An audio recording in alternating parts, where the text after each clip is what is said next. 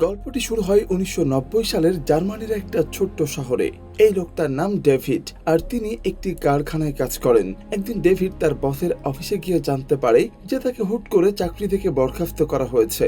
সে তো কিছুই বুঝতে পারছিল না যে হঠাৎ করে কেন তার সাথে এরকমটা করা হলো। ঠিক সেই সময় আমরা ইয়ানিক নামের একটা ছেলেকে দেখতে পাই। সে তার বন্ধুদের সাথে একটি দেয়ালে গ্রাফিতি স্প্রে করছে। পুলিশ ঘটনাস্থলে উপস্থিত হলে ইয়ানিক এবং তার বন্ধুরা ভয় পেয়ে এদিকে ওদিকে দৌড় দেয়। ইয়ানিক কোনো মতে পুলিশকে ফাঁকি দিয়ে বাড়ি ফেরে। তার পরিবার তখন দুপুরের খাবারের জন্য আয়োজন করছিল।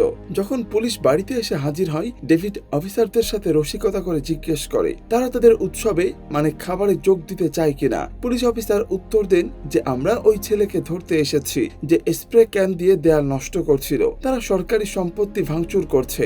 এই কথা শুনে ইয়ানিকের বাবা ডেভিড প্রশ্ন করে যে দেয়ালটি কি জনগণের নয়, কিন্তু অফিসার জোর দিয়ে বলেন যে এটি রাষ্ট্রীয় সম্পত্তি। পাশেই বসে থাকে ইয়ানিকের মা মারিন তখন জিজ্ঞেস করেন যে অফিসার কি সেই সব লোকেদের গ্রেপ্তার করছেন যারা দেয়ালের উপর উঠে নেচেছিল। আসলে মারিন এবং তার পুরো পরিবার কমিউনিস্ট আদর্শে বিশ্বাসী এবং সরকারের বিরোধী। এই কারণে তার ছেলে ইয়ানিক দেয়ালে গ্রাফিতি এঁকে সবসময় প্রতিবাদ জানায়। পুলিশ চলে যাওয়ার কিছুক্ষণ পর মারিন গাড়ির ট্রাঙ্ক থেকে কিছু আনতে গিয়ে তার শৈশবের বন্ধু ওয়াকারকে দেখতে পায়। ওয়াকার হাঙ্গেরি থেকে ফিরে এসেছেন। এত বছর পর নিজের ছোটবেলার বন্ধুকে দেখে মারিন অনেক খুশি হয়ে যায় আর তাকে পরিবারে ওয়েলকাম জানায়। ওয়াকার জানায় যে হাঙ্গেরিতে সে খুবই একা ফিল করছিলেন, তাই এখানে ফিরে আসতে পেরে সেও অনেক খুশি। ওই দিন সন্ধ্যায় সেও ডেভিডের পরিবারের ওই উৎসবে যোগ দেয়। সেই রাতে ওয়াকার বাড়ির বারান্দায় দাঁড়িয়ে ট্রাক চলাচল দেখছিল। ডেভিড তখন ওয়াকারের ঘুমানোর জন্য একটি কম্বল নিয়ে আসে। তারা দুজনেই তখন দেখতে পায় সরকারি ট্রাকগুলো পাশের একটি গুদাম কমপ্লেক্সের দিকে যাচ্ছে। এটা দেখে ওয়াকারের একটু সন্দেহ হয়, তাই সে ডেভিডকে বলে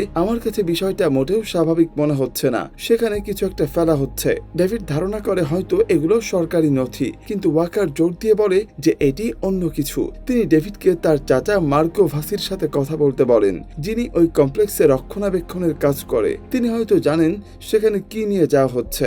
ডেভিড প্রথমে রাজি হন না, কারণ তার চাচার সাথে তার সম্পর্ক ভালো নয়, কিন্তু ওয়াকার তাকে এক প্রকার জোর করে রাজি করিয়ে ফেলে। পরের দিন ডেভিড ও ওয়াকার রাস্তায় মার্কো ভাসিকে থামায়। ওয়াকার তাকে গাড়িতে উঠতে বলে সরাসরি জানতে চাই আজকাল কমপ্লেক্সে কি নেওয়া হচ্ছে।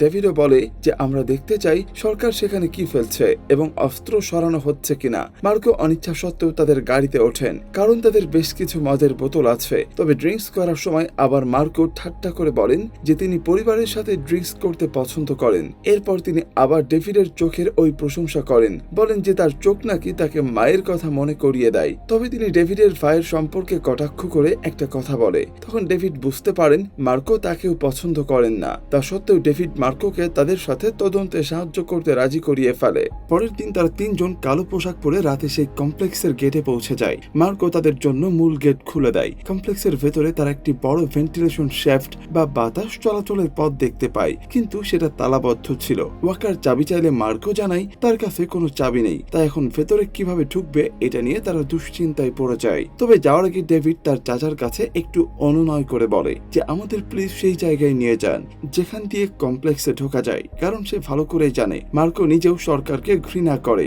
তাই তিনি সাহায্য করতে পারেন। মার্কো তখন বলে যে তোমাদের সাহায্য করলে আমার চাকরি চলে যেতে পারে। তখন ডেভিড তাকে মনে করিয়ে দেন যে আপনি তো আগে সেনাবাহিনীতে ছিলেন, তাই আর কতদিন তিনি এই চাকরি ধরে রাখবেন। এটা শুনে শেষ পর্যন্ত মার্কো রাজি হয়ে যায়। এরপর মার্কো তাদের কমপ্লেক্সের মূল প্রবেশ পথ দিয়ে ভেতরে নিয়ে যায়। পুরো স্থাপনাটি একটি ভূগর্ভস্থ টানেল সিস্টেমের উপর তৈরি। ভেতরে একটি অফিস আছে যেখানে বেশ কয়েকজন সেনা সদস্য দায়িত্বরত আছে। মার্কো তখন সতর্ক করে বলে যে তাদেরকে তাড়িয়ে ওখান থেকে বেরিয়ে যেতে হবে। মার্কো প্রথমে অফিসের পাশ দিয়ে যান এবং বাকি তিনজন তাকে ফলো করে লুকিয়ে লুকিয়ে এগোতে থাকে। ডেভিড সবার আগে যায়। হঠাৎ অফিস থেকে এক মহিলা বেরিয়ে এসে মার্কোকে ডাক দেয়। মার্কো তাকে সাহায্য করতে ভেতরে যান। সেই মহিলা তখন বলে যে আমার মনে হয় টিভি নষ্ট হয়ে গিয়েছে, একটু চেক করে দেখেন তো। মার্কো তখন টেলিভিশন ঠিক করছিল।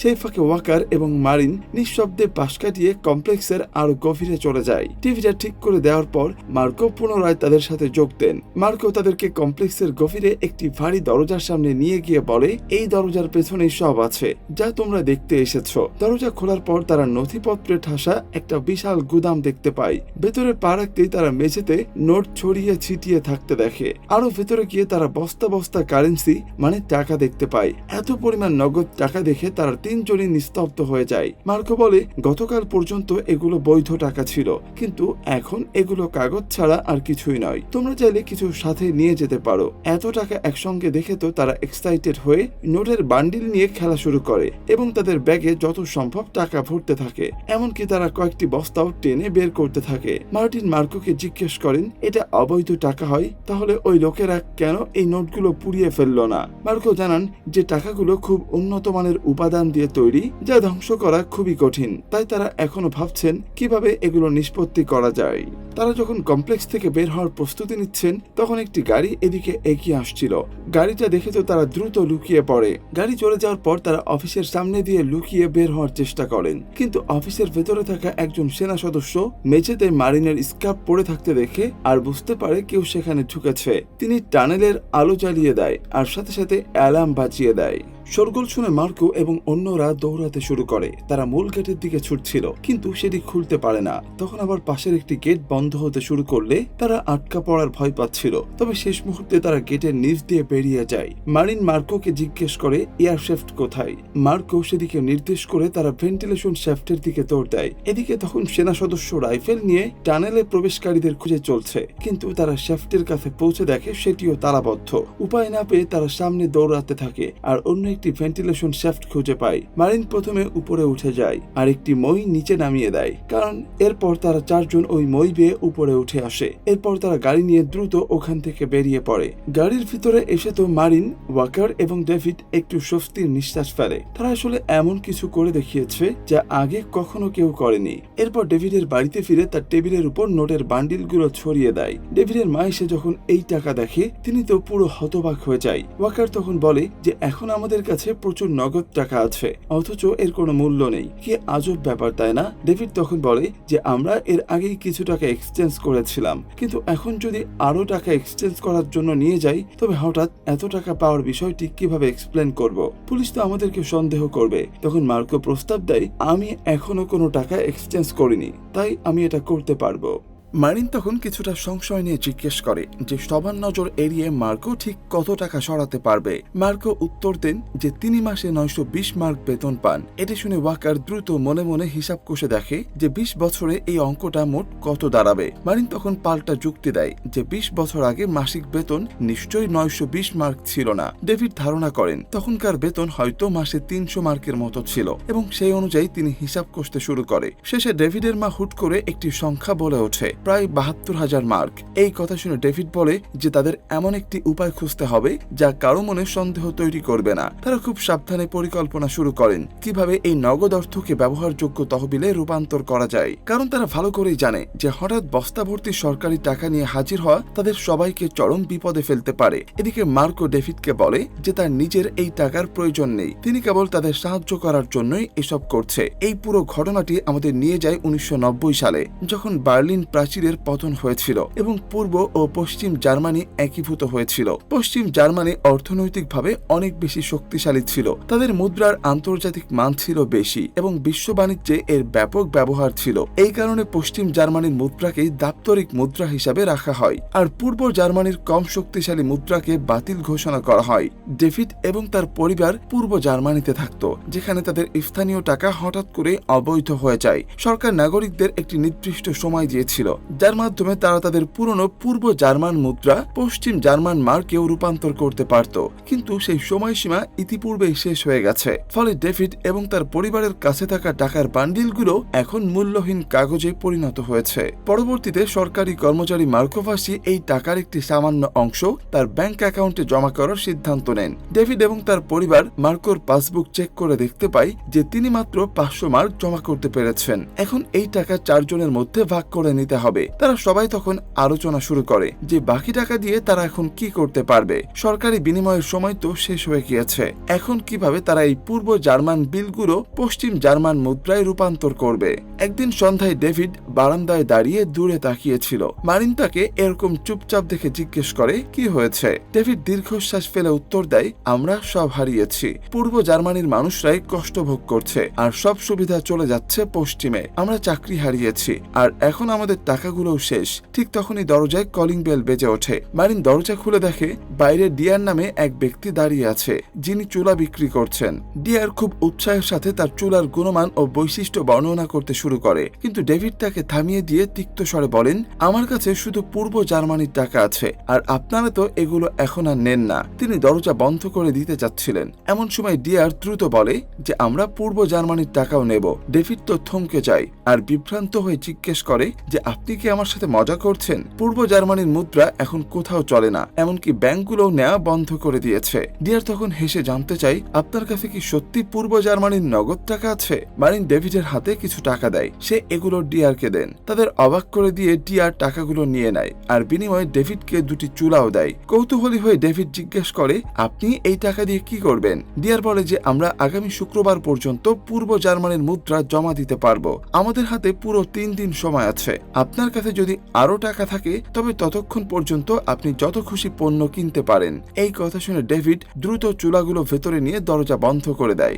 মারিন এক্সাইটমেন্টের সাথে ডেভিডের দিকে ফিরে বলেন, তারা এখনো আমাদের টাকা নিচ্ছে, তার মানে আমরা এগুলো দিয়ে জিনিসপত্র কিনতে পারবো। সময় নষ্ট না করে ডেভিড ও মারিন নিচে চলে যায়, যেখানে ডিয়ার তখনও গোছগাছ করছিল। মারিন জিজ্ঞেস করে, আপনার কাছে কি বিক্রির জন্য আরো জিনিস আছে? ডিয়ার মাথা নেড়ে বলেন, অবশ্যই, আপনাদের কাছে আরো টাকা থাকলে আমি আরো পণ্য নিয়ে আসতে পারবো। শীঘ্রই ডিয়ার আরো এক লট মালামাল পৌঁছে দেয় এবং আরো নিয়ে আসার প্রতিশ্রুতিও দেয়। মারিন বেশ কৌতূহল হয়ে ডেভিডকে বলে, তাহলে এই লোকগুলো এখনো পূর্ব জার্মানির টাকা বিনিময় করছে? ডেভিড কিছুক্ষণ ভেবে উত্তর দেন, তারা নিশ্চয়ই পশ্চিমের লোক, হয়তো তাদের বড় অঙ্কের তহবিলের সুযোগ আছে, অথবা ব্যবসা চালিয়ে যাওয়ার বিশেষ অনুমতি আছে। তারা সম্ভবত পণ্য বিক্রি করে শুক্রবারের সময়সীমার আগেই টাকাগুলো জমা দিয়ে দিচ্ছে। এটা শুনেই তো মারিন আবারও আশার আলো দেখতে পাই। তার মানে তাদের হাতে এখনো 3 দিন সময় আছে। সেই মুহূর্তে তাদের পুরনো বন্ধু ওয়াকার সেখানে আসে আর সবকিছু শুনে ফেলে। মারিন দীর্ঘশ্বাস ফেলে বলে, কিন্তু মাত্র 3 দিনে আমরা এত টাকা খরচ করব কিভাবে? ওয়াকার উত্তর দেয়, আমাদের কিছু মানুষের সাহায্য লাগবে, মানে কেনাবেচা করার জন্য আরো লোক দরকার। মারিন তখন জানালা দিয়ে সেই বড় আবাসিক ভবনটির দিকে তাকায়, যেখানে তিনি আগে থাকতেন। এখনো সেখানে অনেক পরিবার বসবাস করে। তার মাথায় একটি আইডিয়া ঘুরতে থাকে। পরের দিন ডেভিড, মারিন এবং ওয়াকার সেই ভবনে যায় এবং সব বাসিন্দাদের নিয়ে একটি মিটিং ডাকেন। সবাই জড়ো হলে ডেভিড তাদের সামনে দাঁড়িয়ে বলেন, আপনারা সবাই মিটিং এ আসায় আমি খুবই খুশি হয়েছি। আমার একটি গুরুত্বপূর্ণ কথা বলার আছে। আমাদের কাছে বিশাল অঙ্কের নগদ টাকা আছে। এই বলে তিনি টেবিলের উপর থেকে ঢাকা সরিয়ে পূর্ব জার্মান বীরের স্তূপ দেখিয়ে দেন। মানুষজন বিস্ময়ে হা হয়ে যায়। তখন বীরের মাঝখান থেকে একজন চিৎকার করে বলে ওঠে যে, কিন্তু এই টাকা তো এখন মূল্যহীন। ডেভিড একটু মৃদু হেসে বলেন, এখনো নয়, আমাদের হাতে 3 দিন সময় আছে। আমার পরিকল্পনা হলো আমরা এই টাকা আপনাদের সবার মধ্যে বিলিয়ে দেব। আপনারা এই টাকা দিয়ে বিভিন্ন জিনিস কিনবেন, এই জিনিসগুলো এখানে নিয়ে আসবেন এবং তারপর আমরা সেগুলো পশ্চিম জার্মানিতে বিক্রি করব। যা লাভ হবে আমরা তা সবার মধ্যে সমানভাবে ভাগ করে নেব। ধীরে ধীরে সবাই তাদের এই প্ল্যানে যোগ দিতে রাজি হয়ে যায়। এর পরবর্তীতে ডিয়ার যখন আরো চুলা বিক্রি করতে ফিরে আসেন, তখন তিনি ডেভিডদের রাস্তায় ডেলিভারি ট্রাক আর মানুষজনকে মালামাল আনলোড করতে দেখে পুরো হতবাক হয়ে যায়। ডেভিড ইতিমধ্যে বাসিন্দাদের মধ্যে টাকা বিলিয়ে দিয়েছে এবং তারা এখন তাদের সাধ্যমতো সবকিছু কিনে তার বাড়িতে নিয়ে আসে। তারা সবকিছু ঝুড়িতে ভরে খুব সুন্দর করে সাজিয়ে রাখে। এরপর দড়ির সাহায্যে তারা ঝুড়িগুলো উল্টো দিকের ভবনের ছাদে পাঠায়, যেখানে ওয়াকার অপেক্ষা করছে। ওয়াকার জিনিসগুলো ট্রলিতে তুলে মারিনের ঘনিষ্ঠ বন্ধু জ্যানেটের গাড়িতে তুলে দেয়। জ্যানেট এই মাল বোঝাই গাড়িগুলো পশ্চিম জার্মানিতে নিয়ে যায় এবং সেখানে সেগুলো বিক্রি করে বিনিময়ে পশ্চিম জার্মানির বৈধ মুদ্রা পায়। এইভাবে পূর্ব জার্মানির টাকাগুলো দাপ্তরিকভাবে অচল হওয়া সত্ত্বেও পরোক্ষভাবে বৈধ পশ্চিম জার্মান মার্ক তৈরিতে ব্যবহৃত হতে থাকে। তাদের দুঃসাহসিক পরিকল্পনা কাজে লেগে যায়। তারা নিষিদ্ধ পূর্ব জার্মান টাকা দিয়ে পণ্য কিনছেন এবং সীমান্তের ওপারে আসল মুদ্রায় তা বিক্রি করছেন। কিছুক্ষণ পর ওয়াকার মারিনের মেয়ে ডিনির সাথে বসেছিল, কিন্তু ডিনি সেখান থেকে উঠে চলে যায়। জেনেট তখন ওয়াকারের দিকে তাকিয়ে বলে যে, আমি জানি তুমি কেন এখানে ফিরে এসেছো, কারণ তুমি দূরে থাকতে পারোনি। তুমি, মারিন আর ডেভিড ছোটবেলা থেকে এক আত্মা, ঠিক সুইনগামের মতো লেগে একে অপরের সাথে লেগে আছো। আর সত্যি বলতে ডিনি আমাকে তোমার কথাই মনে করিয়ে দিয়েছিল। সে ঠিক তোমার মতো, আর সে তোমাকে খুবই পছন্দ করে। সে তোমার আর মারিনের ব্যাপারে সবকিছু জানে। এটা কোনো গোপন বিষয় নয়। এই কথা শুনে ওয়াকার মারিনের সাথে দেখা করতে যায়। সে ঠিক করেন এখন যে সে মারিনকে ভালোবাসেন তা জানিয়ে দেবে। তাই সাহস করে মারিনের সামনে গিয়ে দাঁড়ায় আর মৃদু স্বরে বলে, তোমাকে আমার কিছু বলার আছে। তবে কথা শেষ করার আগেই কলিং বেল বেজে ওঠে। ডেভিডের মা দরজা খুলে তাকে জানায় পুলিশ এসেছে। ডেভিড দ্রুত বাইরে গিয়ে দেখেন যে তার ছেলে ইয়ানিক আবারও দেয়ালে গ্রাফিতি আঁকার অপরাধে পুলিশের হাতে ধরা পড়েছে। অফিসার ইয়ানিককে তাদের হাতে তুলে দেন। পুলিশ অফিসারের সামনে নিজেকে কঠিন বাবা হিসেবে জাহির করতে ডেভিড তার ছেলেকে একটি চর মারে। একটু পর পুলিশ চলে যায়, কিন্তু ডেভিড, মারিন এবং ওয়াকার সবাই ভীষণ দুশ্চিন্তায় পড়ে যায় যে পুলিশ হয়তো তাদের আসল কর্মকাণ্ডের কথা টের পেয়ে যেতে পারে। পরিস্থিতি খতিয়ে দেখতে ওয়াকার বলে, আমি নিচে গিয়ে দেখছি কি হচ্ছে। তিনি চলে যাওয়ার পর ডেভিড ইয়ানিককে কঠোরভাবে বলেন, এখন থেকে তুমি ঘরের বাইরে এক পাও ফেলবে না। এদিকে ওয়াকার বাইরে গিয়ে চারপাশ দেখে বুঝতে পারে যে পুলিশ চলে গেছে। এরপর সে তাদের শেষ বাজিয়ে সংকেত দেয়, যা শুনে সবাই বুঝতে পারে যে এখন কাজ চালিয়ে যাওয়া নিরাপদ। একে একে সবাই আবারও ডেভিডের বাড়িতে মালামাল নিয়ে আসতে শুরু করে। সেই দিনই ডেভিডের ছোট্ট মেয়ে ডিনি 200 মার্কের একটি নোট নিয়ে পাশের একটি দোকানে যায়। দোকানদার নোটটি নিয়ে নেয়, কিন্তু কিছুক্ষণ পর সেটি খুব খুঁটিয়ে পরীক্ষা করেন, কারণ পূর্ব জার্মানিতে 200 টাকার নোট আসলে কখনো বাজারে ছাড়া হয়নি। নোটগুলো ছাপা হয়েছিল ঠিকই, কিন্তু সেগুলো বিলি করার আগেই তা বাতিলের প্রক্রিয়া শুরু হয়ে যায়। নিয়ম অনুযায়ী সেই নোটগুলো ধ্বংস করে ফেলার কথা ছিল, ব্যবহারের জন্য নয়। কিন্তু ছোট্ট ডিনি এসব না জেনেই নোটটি দিয়ে দেয় এবং বিনিময়ে কেনা একটি বড় টেডি বিয়ার নিয়ে খুশি মনে বাড়ি ফেরে। পরে সেদিন ওয়াকার স্ট্রবেরি নিয়ে বাড়িতে ফেরে এবং সবার মধ্যে তা বিলিয়ে দিতে শুরু করে। রবার্ট তখন সন্দেহ ভরে জিজ্ঞেস করে, তুমি স্ট্রবেরি কোথায় পেলে আর কোন টাকা ব্যবহার করেছো? কারণ স্ট্রবেরি কেবল পশ্চিম জার্মান মার্ক দিয়ে কেনা সম্ভব। ল্যাট নামে অন্য এক ব্যক্তির আগে ফেটে পড়ে আর বলে, দাঁড়াও, তুমি কি আমাদের পশ্চিমের টাকা ব্যবহার করেছো? আমরা সবাই এই কাজে একসাথে আছি। তুমি একা খরচের সিদ্ধান্ত নিতে পারো না, ওই টাকা আমাদের সবার। তিনি হতাশ হয়ে হাত ছুড়ে বলেন, যদি এভাবেই সব চলে তবে আমি আর এর মধ্যে নেই। আমাদের একটি মিটিং করা দরকার এবং সবকিছু সঠিকভাবে সিদ্ধান্ত নেওয়া উচিত। সেই সন্ধ্যায় সবাই মিটিং এ জড়ো হয়। ল্যাট প্রশ্ন করে, টাকার হিসাব কে রাখছে? আমাদের স্বচ্ছতা দরকার। ওয়াকার তখন উত্তর দেয়, তাহলে হয়তো আমাদের টাকাগুলো নিজেদের মধ্যে ভাগ করে নেওয়া উচিত, যেহেতু আমরা আর একসাথে কাজ করতে পারছি না। এই বলে ওয়াকার রাগে বেরিয়ে যায়। রবার্ট তাকে শান্ত করতে পিছু পিছু বাইরে আসেন এবং বলেন, তোমার কি মাথা খারাপ হয়েছে? তুমি সবাইকে উস্কে দিয়ে চলে যাচ্ছ। কিন্তু ওয়াকার পাল্টা জবাব দেয়, আমরাই প্রথম এই টাকা খুঁজে পেয়েছি, আর এটা দিয়ে কি করব তা বলার অধিকার কারণেই। এই বলে তিনি অন্ধকারের মধ্যে হেঁটে চলে যান। রবার্ট ভেতরে ফিরে এসে বলে, ঠিক আছে, আমাদের মধ্যে এমন কে আছেন যাকে সবাই বিশ্বাস করে? কিছুক্ষণ সবাই চুপচাপ থাকার পর তার বৃদ্ধা মা বলে ওঠেন, তিনি বলেন, আমি টাকার দেখাশোনা করব। ল্যাট প্রশ্ন করে, আমরা আপনাকে কেন বিশ্বাস করব?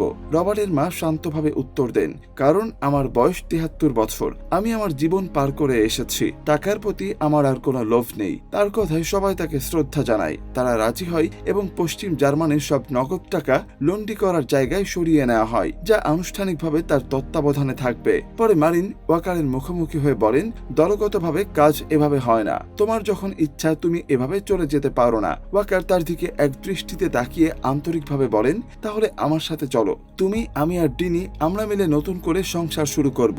মারিন কিছুক্ষণ থেমে নিচু স্বরে বলেন, কিন্তু থাকবো কোথায়? অন্য কোথাও গিয়ে ছোট্ট একটা জীবন গড়ব কেন? তার চেয়ে এখানে থেকে আমাদের সবার সাথে একটা বড় পরিবার হয়ে ভালো জীবন কাটানোই তো ভালো। মারিনের কথা ওয়াকারের অনেক ভালো লাগে। সে একটু মুচকি হাসে আর এই প্রথমবারের মতো চলে যাওয়ার চিন্তা বাদ দেয়। এদিকে পশ্চিম জার্মানির ন্যাশনাল ব্যাংকে, যেখানে দেশের মুদ্রা ছাপা হয়, সেখানে একজন সিনিয়র অফিসার একটি রিপোর্ট পান। একটি 200 মার্কের পূর্ব জার্মান নোট পাওয়া গেছে।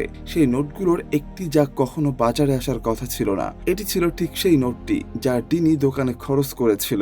অফিসার তার ঊর্ধ্বতন কর্মকর্তাকে সেটি দেখিয়ে বলেন, স্যার, আমরা ক্রমাগত সেই পুরনো পূর্ব জার্মান নোটগুলো পেতে শুরু করেছি, যা ধ্বংস করার কথা ছিল। বিনিময়ের মোট অঙ্ক আমাদের প্রত্যাশার চেয়ে অনেক বেশি। শুক্রবার, অর্থাৎ পুরনো পূর্ব জার্মান মুদ্রা বিনিময়ের শেষ দিন যখন ঘনিয়ে আসে, পুরো শহরে আতঙ্ক ছড়িয়ে পড়ে। মানুষ তাদের হাতে থাকা শেষ টাকাগুলো দিয়ে জিনিসপত্র কেনার জন্য হন্য হয়ে ছোটে, যাতে সময় শেষ হওয়ার আগেই মূল্যহীন নোটগুলোকে পণ্যে রূপান্তর করা যায়। সন্ধ্যা নামতেই ডেভিডের দলে বিশৃঙ্খলা শুরু হয়। ডেভিডের মা হঠাৎ চিৎকার করে ওঠেন, আমাদের টাকা চুরি হয়ে গেছে। ডেভিড স্তব্ধ হয়ে জিজ্ঞেস করেন, কিভাবে? তার মা উত্তর দেয়, আমি নজরে রেখেছিলাম, কিন্তু কেউ নিশ্চয়ই সেটা নিয়ে গেছে। আমার মনে হয় তারা টয়লেটের দিক দিয়ে এসেছিল। তার পাহারায় থাকা পশ্চিম জার্মান নগদ টাকা, যা আমাদের একমাত্র আসল সম্পদ ছিল, সেটাই চুরি হয়ে গেছে। একই সময় ডেভিড, মারিন এবং ওয়াকার আবিষ্কার করেন যে যেসব বাসিন্দাদের পশ্চিম জার্মানিতে বিক্রির জন্য পণ্য সরবরাহ করার কথা ছিল, তারা সেই মালামালগুলো যার যার নিজের বাড়িতে নিয়ে যেতে শুরু করেছে। তারা সেগুলো নিজেদের দখলে নিয়ে যাচ্ছে এবং দাবি করছে যে এগুলো তাদের পাওনা অংশ।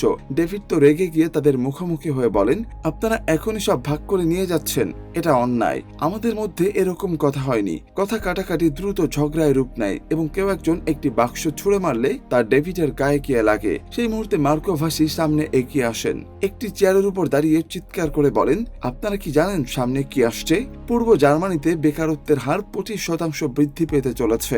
কয়েক মাসের মধ্যে আমাদের সব কারখানা বন্ধ হয়ে যাবে। আরেক ভয়াবহ সত্য উপলব্ধি করে সবাই চুপ হয়ে যায়। মানুষ তাদের ভবিষ্যৎ নিয়ে দুশ্চিন্তায় পড়ে যায়। ল্যাড তখন তিক্ত স্বরে বলেন, আর এখন আমাদের করারই বা কি আছে? বিনিময়ের সময় তো শেষ, বের হওয়ার আর কোনো পথ নেই। তবে মার্কো ভাসি শান্ত থাকেন। তিনি একটি দলিল বের করে জিজ্ঞেস করেন, আপনারা কি আসলে সরকারি চুক্তিটি বিস্তারিত পড়েছেন? তিনি বলতে থাকেন, একেবারে নিচে একটা ছোট্ট লাইন লেখা আছে, আমি আপনাদের পড়ে শোনাচ্ছি। পূর্ব জার্মানির যেসব নাগরিক বর্তমানে বিদেশে কর্মরত আছেন, তারা আগামী 6 নভেম্বর পর্যন্ত তাদের পুরনো মুদ্রা বিনিময় করার সুযোগ পাবেন। এটা শুনে ডেভিডের চোখে আশার আলো ফুটে ওঠে। তার মানে আমাদের শুধু এমন কাউকে খুঁজে বের করতে হবে যারা দেশের বাইরে কাজ করছেন। মার্কোর সাহায্যে তারা এমন এক ব্যক্তিকে খুঁজে পান যিনি সম্প্রতি বিদেশে বসবাস ও কাজ করছিলেন। ডেভিড ও ওয়াকার বিমানবন্দরে তার জন্য অপেক্ষা করেন। ওই ব্যক্তির নাম কুলচোকা। পৌঁছানো মাত্রই তারা দুজন তার কাছে যায় এবং তাকে গাড়িতে পৌঁছে দেওয়ার প্রস্তাব দেন। গাড়ি চালানোর সময় কুলচোকা তার কাজ নিয়ে কথা বলতে শুরু করেন, কিন্তু কিছুক্ষণ পর তিনি বুঝতে পারেন যে তারা ঠিক পথে যাচ্ছেন না। তিনি সন্দেহ ভরে জিজ্ঞেস করেন, আমাদের কি বার্লিনের দিকে যাওয়ার কথা নয়? ডেভিড যখন নর্মাল ভাবে উত্তর দেয়, তাড়াতাড়ির জন্য আমরা শুধু একটু পথটা ঘুরে যাচ্ছি, তখন বিপদ টের পেয়ে কুলচোকা গাড়ির দরজা খুলে লাফ দেওয়ার চেষ্টা করে। ওয়াকার সাথে সাথে ব্রেক কষলে কুলচোকা পড়ে গিয়ে কয়েক মিটার সামনে ছিটকে যায়। ডেভিড হাত তুলে শান্তভাবে বলেন, দয়া করে ভয় পাবেন না, আমরা আপনার কোনো ক্ষতি করতে আসিনি। আসলে আপনার জন্য আমাদের কাছে একটি ব্যবসায়িক প্রস্তাব আছে। ভয়ে আতঙ্কে হাঁপাতে থাকা কুলচোকা তখন তাদের কথা শুনতে রাজি হয়ে যায়। ডেভিড বলতে শুরু করে, কূটনীতিক এবং যারা বিদেশে কাজ করছেন তারা এখনো টাকার বিনিময় করার অনুমতি পাচ্ছেন, আর আমাদের সেই কাজে আপনার সাহায্য দরকার। কিছুক্ষণ নীরব থাকার পর কুলচোকা বিষয়টা নিয়ে একটু ভাবেন আর গাড়িতে ফিরে আসেন। তিনি তাদের টাকা বিনিময় সাহায্য করতে রাজি হয়ে যান। পরে মার্কো তাকে জিজ্ঞেস করেন, তাহলে আপনি মোট কত টাকার বিনিময় করতে পারবেন? কুলচোকা তখন কনফিডেন্সের সাথে উত্তর দেন, প্রায় 5 লক্ষ মার্ক। মার্কো তখন খুশি হয়ে বলেন যে এটি তো ভালো অ্যামাউন্ট। তোমার কি এমন কোনো বন্ধু আছে যারা বিদেশে কাজ করে এবং আমাদের সাহায্য করতে পারবে? কুলচোকা মাথা নেড়ে বলেন যে তার অনেক বন্ধু আছে, যেমন আরউইন উগান্ডা থেকে ফিরছে, আরেকজন আসছে সুইডেন থেকে। তিনি সবাইকে ডাকতে পারেন। বিনিময়ে কি পাবেন জানতে চাইলে মার্কো তাকে মোট লেনদেনের 2% দেওয়ার প্রস্তাব দেন। কুলচোকা তাদের রাজি হন এবং ডিল ফাইনাল করে হ্যান্ডশেক করেন। সেই রাতে সবাই বেশ আনন্দ করেন, কারণ তাদের প্ল্যান সাকসেসফুল হতে চলেছে। শিক্ষক, ছাত্র, শ্রমিক, বিদেশে কর্মরত যে কেউ যার এখনো আইনিভাবে টাকার বিনিময়ের সুযোগ আছে, তারা তাদের সবার সাথে যোগাযোগ শুরু করেন। ওই সময় মারিন একটি বড় ঘোষণা দেন। তিনি প্রস্তাব করেন যে তারা সবাই মিলে সেই কারখানাটি কিনে নেবেন যেখানে তারা আগে কাজ করতেন। ল্যাড হাসাহাসি করলেও ডেভিডের মা দৃঢ়ভাবে জানান যে সেই কারখানা কেনার মতো যথেষ্ট নগদ টাকা তাদের কাছে আছে। এটা শুনে সবাই ঠিক করে যে তারা মাটির নিচের ওই কমপ্লেক্সে লুকানো বাকি টাকাগুলো উদ্ধার করে আনবে। এবার ইয়ানিকো তাদের সাথে যোগ দেয়। মার্কো সতর্ক করেন যে ধরা পড়লে জেল হতে পারে, তবুও তারা এগিয়ে যায়। ভেতরে পৌঁছে টাকার পাহাড় দেখে তারা আবারও অবাক হয়ে যায়। তারা বস্তা ভরে টাকা ভেন্টিলেশন শ্যাফট দিয়ে উপরে পাঠাতে থাকে, যেখানে ইয়ানিক সেগুলো ভ্যানে লোড করার জন্য অপেক্ষা করছিল। টাকা সরানোর সময় তারা লক্ষ্য করেন যে কমপ্লেক্সটি কড়া পাহারায় আছে। পালানোর সময় একজন নারী নিরাপত্তা রক্ষী তাদের দেখে ফেলেন। তিনি মার্কোকে উদ্দেশ্য করে বলেন যে তিনি কিছুই দেখেননি বা শোনেননি, কিন্তু পরিস্থিতি বুঝতে না পেরে ওয়াকার পেছন থেকে এসে তাকে আঘাত করে অজ্ঞান করে ফেলে। শীঘ্রই একজন সেনা অফিসার ওই মহিলাকে খুঁজে পান এবং সব জায়গায় অ্যালার্ম বাজিয়ে দেন। চারিদিকে বিশৃঙ্খলা ছড়িয়ে পড়ে এবং সৈন্যরা জিপ দিয়ে টানেলে টহল দিতে শুরু করে। একটি ড্রামের পেছনে লুকিয়ে থাকা অবস্থায় ইয়ানিক নিচে নামার চেষ্টা করলে ডেভিড তাকে ইশারায় উপরে চলে যেতে বলে। সৈন্যরা তখন ভেন্টিলেশন শ্যাফটের দিকে এগোয়। যখন ইয়ানিক বুদ্ধিমত্তার সাথে ভ্যান থেকে কিছু মালামাল দড়ি দিয়ে নিচে নামাতে থাকে, সৈন্যরা মনে করে তারা সরকারি মালামাল সরানোর বৈধ কর্মী এবং তাদের সাহায্য করে ছেড়ে দেয়। এই সুযোগে তারা সব টাকা নিয়ে ওখান থেকে পালিয়ে যায়। অবশেষে কারখানা কেনার চুক্তিটি সফল হয় এবং মার্কো ফিরে এলে সবাই উল্লাস করে। তারা কারখানাটি দেখতে গিয়ে বুঝতে পারেন যে এখানে উৎপাদন খরচ পশ্চিমের তুলনায় অনেক বেশি। কিন্তু হঠাৎ একটি মেশিন চালু করলে দেখা যায় সেটি এখনো সচল এবং সেখান থেকে নুপিল নামে একটি ছোট্ট যন্ত্রাংশ বেরিয়ে আসে। তারা জানতে পারেন এই যন্ত্রাংশগুলো একসময় সুইডেন ও পশ্চিম জার্মানিতে সরবরাহ করা হতো, কিন্তু পশ্চিম জার্মানিতে গিয়ে তারা অবাক হয়ে দেখেন যে একই যন্ত্রাংশ এখন মেড ইন সুইডেন লেভেলে সস্তায় বিক্রি হচ্ছে। তাদের মন ভেঙে যায়, কারণ সুইডিশ কারখানার সাথে প্রতিযোগিতায় জেতা প্রায় অসম্ভব ছিল। এরই মধ্যে ডেভিডের মা টাকার পাহাড়ায় থাকা অবস্থায় ঘুমিয়ে পড়লে ছোট্ট ডিনি সেই টাকার বান্ডিল নিয়ে খেলছিল। ইয়ানিক চুপি চুপি এসে কিছু টাকা সরিয়ে নিয়ে কোথাও পাচার করে দেয়। অন্যদিকে ব্যবসায়িক ব্যর্থতা নিয়ে মারিন ও ওয়াকারের মধ্যে ঝগড়া বেঁধে যায়। ওয়াকার ডিনির ভবিষ্যতের দোহাই দিয়ে এলাকা ছাড়ার প্রস্তাব দিলে রাগের মাথায় মারিন এমন কিছু বলেন যা শুনে ডেভিড পরে স্তম্ভিত হয়ে যায়। ডেভিড বুঝতে পারেন যে ডিনি আসলে তার সন্তান নয়, বরং মারিন ও ওয়াকারের সন্তান। এই বিশ্বাসঘাতকতা তাকে গভীরভাবে আঘাত করে। ওয়াকার ও মারিন বিদায় নেওয়ার প্রস্তুতি নিচ্ছিলেন, কিন্তু সেই সন্ধ্যায় ইয়ানিক পুলিশের হাতে ধরা পড়ে এবং পুরো দলের গোপন কর্মকাণ্ড ফাঁস হয়ে যায়। পুলিশ সবাইকে আটক করে। জেরা করার সময় মারিন সাহসের সাথে বলেন যে তারা কেবল তাদের নিজেদের প্রাপ্য অধিকারটুকু ছিনিয়ে নিয়েছেন। মার্কো তখন বলে যে সরকার পূর্ব জার্মানির নিয়ন্ত্রণ পশ্চিমের হাতে তুলে দিয়ে সাধারণ মানুষের জীবনযাত্রার ব্যয় বাড়িয়ে দিয়েছে। এই কেলেঙ্কারি যাতে ছড়িয়ে না পড়ে তা একজন উচ্চপদস্থ কর্মকর্তা তাদের শর্ত জানতে চান। মারিন ও মার্কো শর্ত দেন যে তারা বাকি সব টাকা ফেরত দেবেন। বিনিময়ে সরকার তাদের একটি ছোট্ট দ্বীপের মালিকানা দেবে এবং কেউ এই ঘটনা নিয়ে মুখ খুলবে না। চুক্তি অনুযায়ী তারা সেই দ্বীপে শান্তিতে বসবাস শুরু করে। জটিল অতীত থাকা সত্ত্বেও ডেভিড, মারিন ও ওয়াকার ডিনিকে নিয়ে এক পরিবার হিসাবে থাকার চেষ্টা করেন। একদিন ডিনির সেই বড় টেডি বিয়ারটি নিয়ে খেলার সময় ডেভিড ভেতরে শক্ত কিছু একটা অনুভব করে। সেটি ছিঁড়ে ফেলতেই বেরিয়ে আসে অনেক অনেক নগদ টাকা। দেখা যায় যে পশ্চিম জার্মান টাকাগুলো চুরি হয়েছে বলে সবাই ভেবেছিল, সেগুলো আসলে ডিনি তার টেডি বিয়ারের ভেতরে লুকিয়ে রেখেছিল।